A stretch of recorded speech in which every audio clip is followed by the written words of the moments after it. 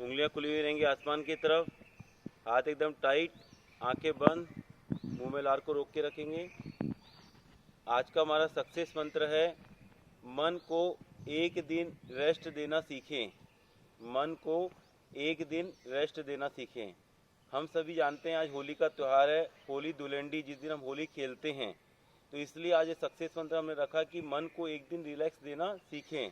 इसका मतलब मन को, ये सभी जानते हैं, हम बोलते हैं हमेशा कि मन के जीते जीते मन के हारे हार है, मन पे कंट्रोल करना चाहिए। ये बात बिल्कुल सत्य है, लेकिन ये बात भी सत्य है कि जब आप मन को एक दिन रिलैक्स दे देते हैं तो मन अगले दिन से और ज़्यादा पावरफुल तरीके से काम करता है और ज़्यादा हमको सपोर्ट करता है।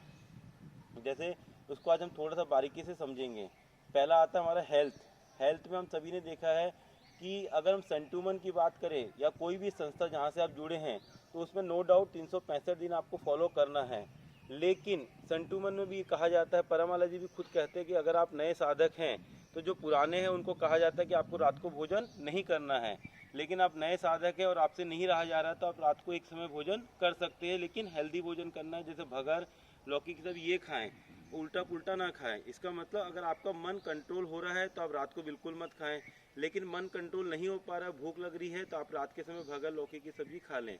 या जितने भी डाइटिशियन हैं, आपने देखा होगा सभी डाइटिशियन करीब करीब ये बात बोलते हैं कि आपको हफ्ते में एक दिन चीटिंग डाइट करना चाहिए। चीटिंग डाइट का मतलब ये कभी नहीं होता है कि जो प्योर वेज व्यक्ति है वो नॉनवेज खाना शुरू कर देगा।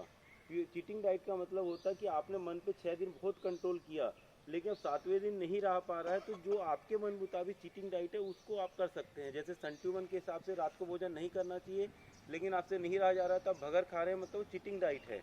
उसी प्रकार से जो सब डाइटिशियन बोलते हैं उनके मुताबिक जो आप नॉर्मल वे में भोजन खाते हैं उसमें आपसे एक हफ्ते में एक दिन कंट्रोल नहीं हो पा रहा, तब चीटिंग डाइट कर सकते हैं। तो उससे क्या होता है, मन को रिलैक्स मिलता है और बाकी 6 दिन जो है मन बहुत अच्छे से और मोटिवेट होकर काम कर पाता है और अच्छे से आपको हेल्प दे पाता है।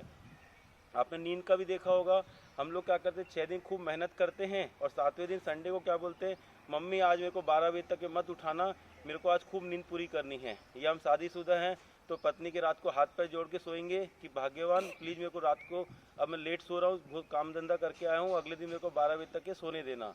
वो आपकी किस्मत तेज होगी तो आपकी धर्मपत्नी अच्छी होगी तो आपको सोने देगी, और नहीं तो वो भगवान मालिक है।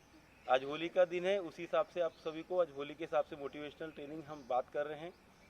दूसरा प्रमुख क्षेत्र है हमारा फैमिली। फैमिली में हमने आपको बता ही दिया वही चीज़ें। जैसे हम संडे के दिन खासकर क्या करते हैं, फैमिली डे मनाते हैं कि भैया हम लोग 6 दिन खूब काम धंधा करते हैं और संडे के दिन हम घूमने फिरने जाते हैं। लेकिन कुछ लोगों की क्या आदत होती है, संडे के दिन भी काम धंधा नहीं छोड़ पाते हैं, मोबाइल पे मोबाइल लगे रहते हैं। नो डाउट कई बार बहुत अर्जेंट काम है, करने पड़ते हैं, वो बात अलग है। लेकिन आप अगर धीरे धीरे अपने सिस्टम को ऐसा बनाएंगे कि मेरे को हफ्ते में एक दिन पूरा फैमिली टाइम देना है, तो आप देखिएगा आपकी फैमिली में बॉन्डिंग बहुत अच्छी बढ़ेगी।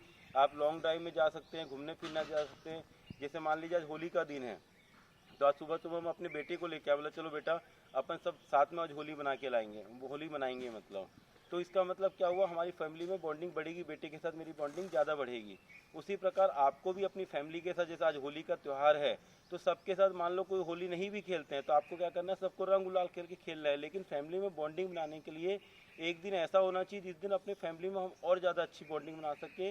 उसके लिए हम सभी जानते हैं होली का ऐसा त्यौहार होता है जिस दिन फैमिली बॉन्डिंग बनाने का और हमको अच्छे अच्छे मौके मिलते हैं। तो एक दिन हमको फैमिली बॉन्डिंग बनाने के लिए मन को रिलैक्स जरूर देना चाहिए। तीसरा हमारा महत्वपूर्ण क्षेत्र है बिजनेस। वही सब बातें हैं जो हम संडे को क्यों छुट्टी लेते हैं, क्योंकि बिजनेस हम करते करते करते करते हमारा माइंड बोर हो जाता है। हम क्या बोलते हैं, अरे यार 6 दिन तो जो हमारे सीनियर साहब लोग होते हैं उनको सर जी प्लीज़, सर जी हमको ऑर्डर दीजिए, सर जी प्लीज़ पेमेंट कराइए, तो सर जी बोलते बोलते मुंह थकना शुरू हो जाता है। तो एक दिन जब हमारे माइंड को रिलैक्स मिलता है तो हम 7 दिन कंप्लीट होने के बाद नए हफ्ते से सोमवार से जब काम करते हैं तो हम और एनर्जेटिक होके करते हैं। इसलिए हफ्ते में एक दिन कहा जाता है कि रिलैक्स जरूर लेना चाहिए। अगर आप 7 दिन काम करेंगे तो आपका माइंड एकदम बोर हो जाएगा और आपको वो आनंद नहीं आएगा। तो वैसे ही चौथा महत्वपूर्ण क्षेत्र है निस्वार्थ सेवा। आज फिर बोल रहा हूँ, मजाकिया माहौल है, उसी हिसाब से मोटिवेशनल ट्रेनिंग दे रहे हैं। तो जैसा हम अगर वीआईपी गार्डन की बात करें तो सभी ये जानते हैं, सभी बोलते हैं कि राजेश भैया बहुत स्ट्रिक्ट है, आप बहुत ज़्यादा रूल रेगुलेशन डिसिप्लिन की बात करते हैं। और सभी ये भी जानते हैं कि लक्ष्मण भैया डिसिप्लिन तोड़ने में मज़ा आता है और राजीव भैया को डिसिप्लिन बनाने में मज़ा आता है। तो कल लक्ष्मण भैया ने मेरे को कहा कि भैया एक दिन का सीएम मेरे को बना दीजिए कल के लिए होली का, और आप देखिएगा होली का हम आनंद लेंगे। तो मैंने भी परसों नियम कानून बहुत बनाए थे, लेकिन कल हम अनुपम गार्डन गए थे तो 15-20 लोग वीआईपी गार्डन के इकट्ठे हो गए। लक्ष्मण भैया सबको इकट्ठे करके मेरे को खूब चमकाए और बोले भी एक दिन हम लोग के हिसाब से होली बनाएंगे, अब आपके नियम कानून नहीं चलेंगे। तो कल मैंने कहा कि चलो ठीक है, एक दिन का सीएम हमारे लक्ष्मण भैया रहेंगे। तो मैंने क्या कि एक दिन के लिए मेरे माइंड को रिलैक्स दे दिया और उनके माइंड को खुशी दे दी। तो वैसे ही आपको भी जीवन में, चाहे निस्वार्थ सेवा का क्षेत्र हो चाहे कोई भी क्षेत्र हो, एक दिन माइंड को रिलैक्स देंगे तो आपको खुशी बढ़ेगी और पक्का बढ़ेगी। धीरे धीरे दोनों हाथ नीचे लेके आएंगे, दोनों हाथ आपस में जोड़ लेंगे, अंगूठे सटे हुए छाती से, आंखें बंद। और जहाँ पे भी आपको लगता है कि आज तक आप मन को बांधते आए हैं तो एक दिन उसको रिलैक्स देके देखें। आप देखिएगा मन और ज़्यादा तेज़ी से काम करेगा, और ज़्यादा क्रिएटिविटी वर्क करेगा और आपको जीवन में सुख शांति समृद्धि मिलेगी और पक्का मिलेगी। आप सभी ने मेरी बातों को ध्यान से सुना, उसके लिए बहुत बहुत धन्यवाद।